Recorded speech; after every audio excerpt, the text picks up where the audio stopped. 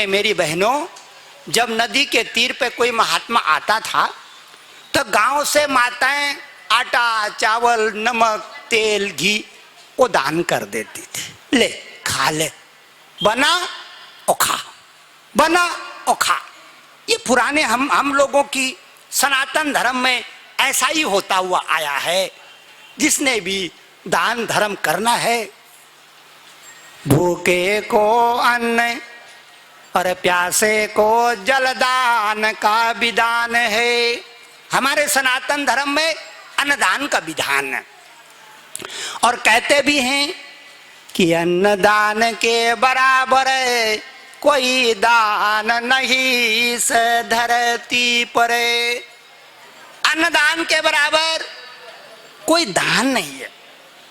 इसीलिए जब आप अपने हाथ से रोटी बना के मेहमान को खिलाती है ना, आपके घर में मेहमान आ गया कई सालों के बाद, बरसों के बाद अतिथि आपके द्वार पे आया, हमारी बहनों ने बड़े प्रेम से चूल्हा जला करके रोटी सेकी और प्रेम से अतिथि को अर्पण की। अतिथि जब रोटी खाता है ना, तो खाली अन्न ही नहीं खाता, आपकी भावनाओं को भी खाता है, आपके प्रेम को भी खाता है, आपके कर्म को भी खाता है, आपकी जो मेहनत लगी है उसको भी खाता है। और जो आपकी मेहनत की रोटी खाएगा वो एक न एक दिन आपका अपना हो जाएगा।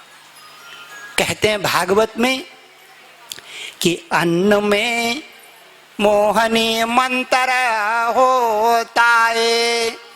उसका जीता जागता उदाहरण बता देता हूं।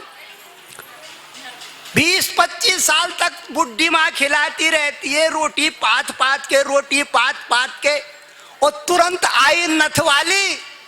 सासु ने उधर अपना वो संभाला और नथ वाली ने 2 दिन नथ वाली ने खिला दी। वो फुर फुर फुर फुर फुर दीवाना हो जाता उसके आगे पीछे। महिमा दान की, अन्नदान की। अन्नदान में मोहनी मंत्र होता है, चाहे मानो या न मानो। इसलिए संसार में अन्नदान की इतनी कीमत है। इतना रुपया दान की नहीं है, कपड़ा दान की नहीं है, अन्नदान की ज्यादा कम कीमत है। कपड़े के बिना तो रह भी जाएगा, अन्न के बिना रहना कुछ समय के बाद मुश्किल है। श्याम सुंदर ने कहा, बाबा गांव में चर्चा चल रही थी कि महात्मा 15 दिन से भूखा है, किसी ने अन्नदान नहीं किया। मैं घर गया और मैं अपने घर से अन्न लाया हूं दान करने।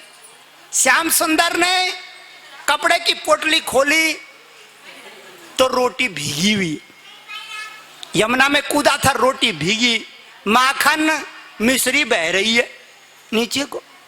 पोटली खोली, बाबा के आगे पोटली धर दी और हाथ जोड़ के प्रार्थना करने लगा, बाबा हमारे घर का अन्न ग्रहण करो। अपने घर का अन्न खाने के लिए वो छोटा बच्चा आग्रह कर रहा है। क्यों कर रहा है? क्यों कर रहा है कि हमारे घर का अन्न खाओ? छोटे बच्चे को मालूम है कि बाबा हमारे घर की रोटी खाएगा। अरे इन रोटियों में, श्याम सुंदर कहता, बाबा इन रोटियों में मेरी माँ जसुमती की ममता समाई हुई है। मेरी माँ ने अपने ग्वाले के लिए बनाई है। मेरी माँ ने खेतों में मेहनत मजूरी करी। पुराने जमाने की माताएं खेतों में काम करती थी। श्याम सुंदर कहता, गुरु बाबा मेरी माँ ने खेतों में काम किया, धूप में काम किया, पसीना बहाया, अन्न पैदा किया, उस अन्न को गठड़ी बांध करके घर में लाई, उसको चक्की में पीसा, आटा बनाया। आटा बना करके उसको गूंदा, गूंद करके चूल्हा जलाया, तवा रखा और रोटी बनाई बड़ी प्रेम से, गीत गाते गाते। इन रोटियों में, गोपाल कहता बाबा इन रोटियों में मेरी माँ के ममता समाई हुई है। ये जो रोटी है ना, इन रोटियों में मेरी माँ का कर्म भी आ गया है। आप जो रोटी बनाती हैं बहनों, आपका पसीना उनमें चूता है, उसमें पसीना गिरता है, और आपकी पसीने की कमाई को जो खाएगा वो आपकी गीता गाएगा, आपके गुण गाएगा, आपके यश गाएगा।